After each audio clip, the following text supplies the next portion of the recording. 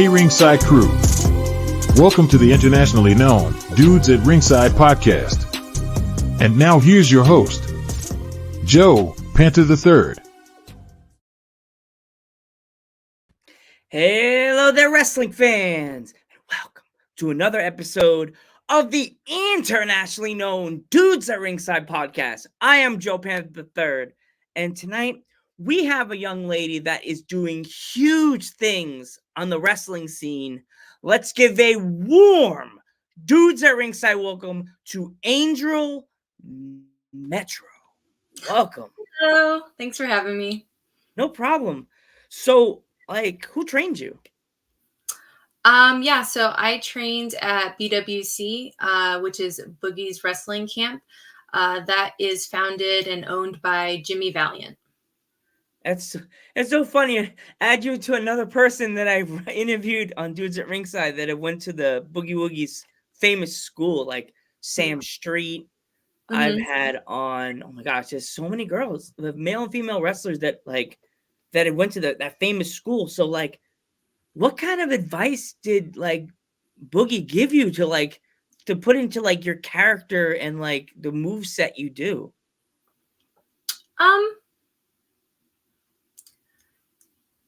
It was most of the advice that we got from Boogie was more about how you approach the business and how you approach your own life. We have wrestlers with all different kinds of backgrounds and interests and things like that. So we have all different types of styles and, different personalities, different characters. But, his advice was pretty consistent, and it revolved around your integrity, honesty, and, things like that. Awesome. So when the first time you walked into the Boogie Woogie training facility, what were the thoughts going through your head the first time you sat down to for your first time, your first class? Yeah. I was just extremely excited to be there. I was really excited that I was accepted as a student, because I had gone to a school previously and worked with their head trainer, which was great. But the owner didn't want to train female students. He just wanted to keep it to male students. And so going to Boogie's, I was quite nervous, talking to him, because I wasn't sure if he would accept me as a student or not because of my experience at the last school. So yeah, I was just relieved and excited. Awesome. So now let's go a little further. What were you thinking the first time that you went through the curtain for your very first match? Well, my very first match would have been at the school. My first time in a ring, it was actually a little bit before I started training. That was my first time through a curtain, and that was at AIWF, and that was like a 50-man battle royale, something like that. It was huge. So I wouldn't consider it my first match, but definitely my first rumble in the ring and my first time through the curtain. Yeah, I was just happy, excited. I was excited to be in there with a lot of my fellow students because we all were invited to go. And it was a really great turnout that night. And yeah, I didn't have a lot of conscious thoughts other than, being excited and nervous and all the things that come. So for my fans that watch this podcast here on the Joe Panther Variety Show on YouTube and also listen on Spotify, if they're not from the British fans or people from different countries are not familiar with your wrestling style and what you bring to the ring and the wrestling business, how can you explain Angel, your character if they're not familiar with you? Well, my character is essentially me. I'm very authentic with myself. I don't have a outrageous gimmick. I like to be a shoot wrestler. I like to use wrestling as a form to talk about my experiences in life and to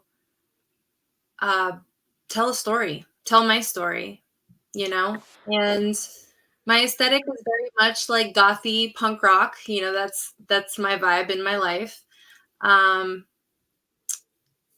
and just trying to spread positivity and, having also a deep philosophical side, because I feel that wrestling really caters to being able to do that if that's something that you are as a person.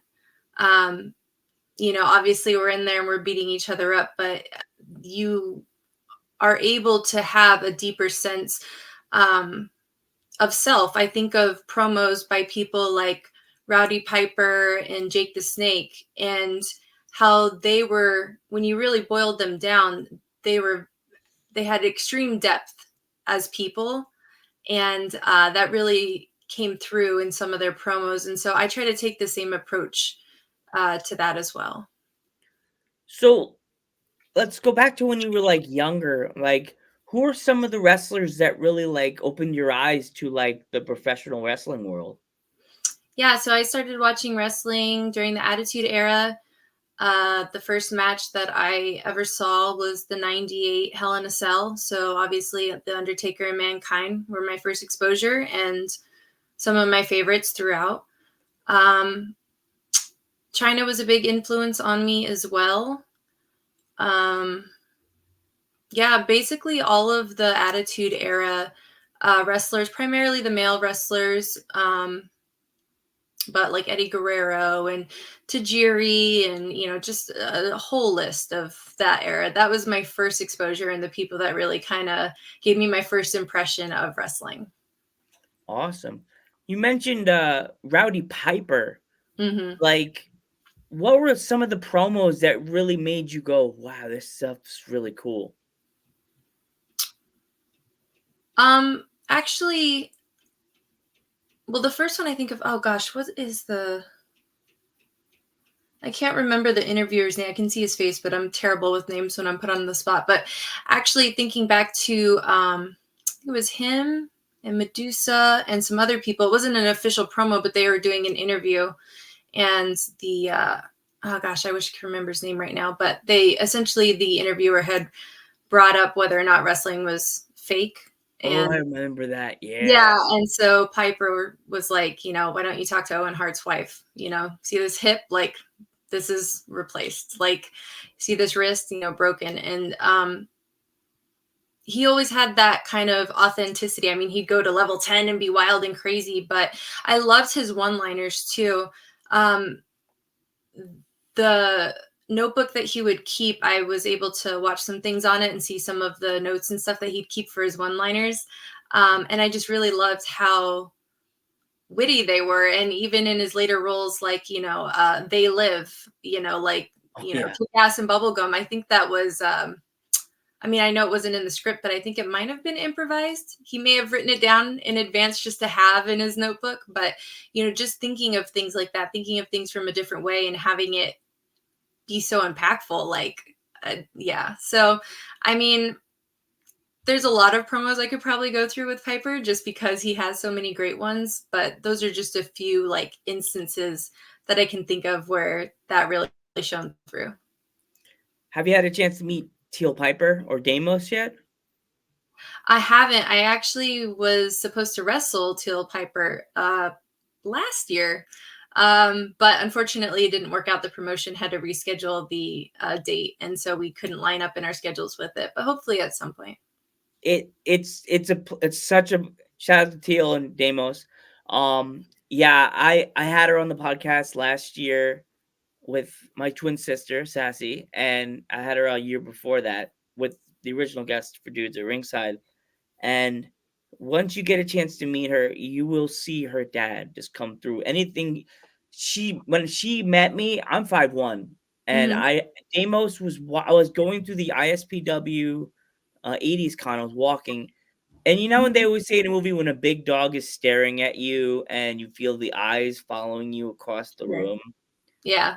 Deimos was literally my eyes following me, and I was going, maybe I'm I'm a nerd, so I'm thinking maybe if I close my eyes and walk slowly, the eyes will stop following me. So I opened Uh-huh. my eyes and looked, and he was still staring at me. And I looked again. I'm like, oh my god, that's Demos. So I stopped, typical nerd, and I'm just like, and just Yeah. maybe if I wave, he'll wave back and he'll leave me alone. And he went, Mhm. and then he went, oh, that's Joe. So he like tapped the shoulder of the person next to him, and you hear this hair down autographing things, and she picks Uh-huh. her heads up, and she goes, what? And he goes, you see him pointing at me, and I'm like, uh-oh, I wonder who that is, because I didn't really recognize the face because he had a beard. Demas had Mhm. like a full beard, and I was going, Mhm. I don't know who this guy is. I'm not gonna tell my sister; she's gonna freak out. So she pops her head up and looks over to me, and I'm like, that looks like Teal. And then she goes, because she's like far away from me. This woman, I'm 5'1", so she's like 5'9". I don't even know how tall Teal is, and she comes running across the floor at this con, and she's wearing like a dress, and she's like, "Oh my god, Joe!" And I'm just like, she's like getting taller and taller as she's coming to me. I'm just like, holy crap. And she like hugged me. My sister's like, I'm the little brother. So my Mhm. sister's like slowly moving in between us, all the two of us. And she's like, okay, who are you? Why are you hugging my brother? And she's like, I'm Teal Piper. And my sister's like, looks at my brother, like, looks at me and goes, like Rowdy Roddy Piper? And she goes, of course. And Angela goes, oh my god, your dad's a legend. My sister Yeah. doesn't really watch wrestling, but she watched it with me as a little boy. So Sure. she was like, oh my god, your dad's such a legend. Maybe I can interview with my brother. And we got it done. But it's so cool to meet people like that. Like, I hope you get a chance to wrestle Teal at a show at some point. I'm sending you the vibes. You're gonna do it. You're gonna really do Huh. it. You'll be able Thank to you. sit and talk to her and hear stories from her dad and like get stories from her from the ring. So like when like the week of a show for you, like is it more like getting used to your opponent, or is it like the workout beforehand, like the gym? Is it more weights? Is it more like calisthenics, like jumping up on the bag and stuff like that, or stuff like that, hitting the ring? What is it more like for you? My workouts. Yeah, like workouts the week of a show. Oh, well, I've seemed to be having shows every week right now. Kind of goes in cycles like that. But yeah, I do a bit of cardio. I do a bit of strength training, weights. Um, I try to do like more high intensity. Like I'll do cardio like on a bike or stair stepper or something like that. And then I'll try to do something that's like bursts of cardio just to kind of get that heart rate spike because it's super important in wrestling. We do it all the time. Um, I do DDP yoga. Yeah. Awesome. So when you travel, do you like more or less eat lunch before you go? Eat breakfast and lunch at home and like pack a dinner so you have like the food prepped so if you don't want to eat at the show? Um, well, it depends on how far out I am for shows. Um, but usually I'll eat dinner after the show. Okay. So Mhm. what is like your go-to dinner after like a show? It just depends on where I am, what state I'm in, and whatnot. I've definitely eaten food from Sheets quite a bit, so Sheets I like Sheets Sheets. is good, but I'm a Wawa guy. It's so weird. Yeah. I went to Sheets because I do Special Olympics and Mhm. they sponsor they sponsor our events. And I can't tell you, I'm have no problem with the Sheets. I'll eat it if I'm really I'll eat the sandwich and the free sandwich that they give you. But I'm like, really don't want the sandwich today, but I really need energy. Like, so what would you say would be like your ideal sandwich or whatever you would grab from like a Sheets? I usually do like one of their veggie wraps. I'll get a wrap and it's just a vegetarian wrap, so it'll have cheese and olives and lettuce and things like that in it. Okay. So what kind of music do you have jamming in the car when you're getting ready, or in your headphones before you go through the curtain? Um, I typically don't listen to a lot. Sometimes I do, but I usually don't listen to a lot of music like right before I go out. Um, but I'm a big fan of the Misfits, so I listen to them often. That's what my entrance music is. Um, Usually like goth alternative, punk, stuff like that. I listen to a little bit of everything, but those are the primary genres. Okay. Is there any wrestlers on the scene that you've been watching on the Instagrams or YouTubes or TikTok that you've been wanting to wrestle that you haven't had the opportunity to wrestle yet? Um, Not particularly, to be honest with you. Like, I mean, I certainly watch people, and there's a lot of like talented people out there, but I'm very much a like put it up to the universe kind of person. Okay. So I'm just like, whatever comes my way is what comes my way, and I just kind of roll with things that way. Yeah. I get that. I love asking that question because there's a lot of different wrestlers that I've spoken to. I want to wrestle this guy or this girl or be in this match. So is Yeah. there any matches that you've been wanting to do but you haven't like had a chance, or the booker hasn't booked you for that match yet? Um, well, I'm still fairly new as a wrestler, so as I go along and stuff, I imagine I'll probably be doing a bit more hardcore matches, eventually leading to death matches. Um, Ideally, like my like, oh, I've got to do this kind of match before I retire kind of thing is I'd really like to do an Inferno match. If it Ooh, could okay. ever be done right, like on the indies, I would love to do that. Like that would be really fun for me. Well, if you want to talk to the promoter, I saw you were talking about H2O on one of your videos on Instagram. So, Hmm. like, you're down to do like a death match, because you're on a podcast right now. If you want to talk to H2O right now, you could tell them. Oh, I appreciate it. Yeah, no, Matt and Chrissy know me, so we're Okay. friends. Yeah. It's like you never know, because I do live in PA, but I would travel to go see H2O if you told me, "Hey Joe, I'm gonna be H2O tonight." If I'm in Long Island, "Hey, Sassy, you want to go see a death match? Stop hitting me! Stop hitting me!" Like, Mhm. yeah. But Awesome. two more questions. My last question for you is, where do you see yourself in 5 to 10 years in the business?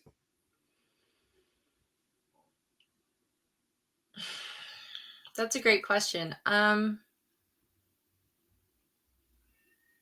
I have no idea. I'll probably be more well established. Hopefully, I'll be working regularly with, you know, a fairly big promotion as everyone wants to do. Um, but yeah, it's so funny. Like, these are the questions that every wrestler loves to talk about. And for me, I just kind of go with things in wrestling. Like everything that I've done up to this point has just kind of been brought to me and I just go with it. So that's kind of how I approach everything. And 5 to 10 years from now, it's like, I have no idea. Cause over the last year in wrestling, things were so crazy out of nowhere, and like I was all over the place. So I have no idea. I'm not really sure, but hopefully, I'll, be more established as a wrestler and with working regularly with the bigger promotion. As far as like what area I'd be in and things like that, no idea. We'll just have to find out. I'll be keeping an eye, Angel. I'll be keeping an eye, and hopefully you can make it to my wet neck of the woods and come. Hopefully I can see you in Slatington, and because Danny Moe's their women's champion, you never know. I could see you be going 1-on-1. And hey, this podcast does have magic, so you never know. That's The awesome. guy, one of the last guys you saw in the promo, he has 2 belts. He's a member of the Trios champions in PPW. Very So cool. yes. So Magic, hopefully I'll see you with the belt on your shoulder very soon. So my last question: if there was any kids watching this podcast, what's going on, peeps? If they wanted to get into the wrestling business, either a wrestler or a commentator or a ring announcer, what kind of advice would you give them? Um to go for it, to do it because you want to, because it's too hard to do it otherwise, to think about who you want to be as a wrestler, not what's popular, what's on TV, what you quote unquote should do or should look like or should say or should be. Personally, I feel that wrestlers are the most successful when they create their gimmick, their persona, their wrestling style, whatever, out of themselves, whatever they love, because then it's the most authentic. Yeah, just keep going with it. And no matter what, like if you really love it and you really want to go for it and you really want to stick with it, then don't let the world kick you down. Because anytime you try to do anything, the world will try to kick you down. But you know what? It's a big world out there. So just keep going and keep remembering why you're doing it and keep remembering to have fun. That's the most important thing, is just keep having fun with it. Awesome. Angel, I want to thank you so much for coming to the podcast. Thank you so much. No problem. And before we go, do you have any shows you want to like promote that you're doing? Yeah, upcoming shows. I will be at RCW in Cleveland, Ohio this Wednesday. And then I have a show at Neo Pro in this one's actually in Salem, Ohio.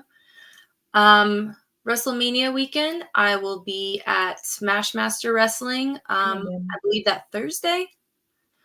And then I will be at WrestleCon on Sunday with Warriors of Wrestling. Love Warriors. Big shout out to Warriors of Wrestling and Smash Masters Wrestling. I actually saw them at the Voodoo Brewery in Scranton, Pennsylvania. That was an interesting day. That's all I'm gonna say. Well, I'm Joe Panther III. Your turn. And this is Angel, and we will catch you in the next one.